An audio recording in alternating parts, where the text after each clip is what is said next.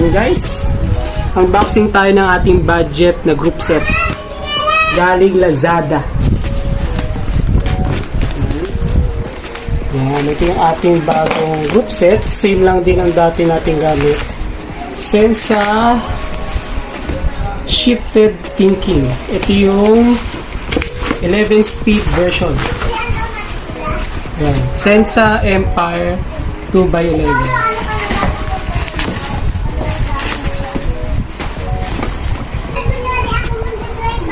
Oop, styrofoam. Boom! After 3 years, nakapagpalit ulit tayo ng bagong Sensah Empire. Nice one. Ito yung shifters niya. Tapos ito yung FD.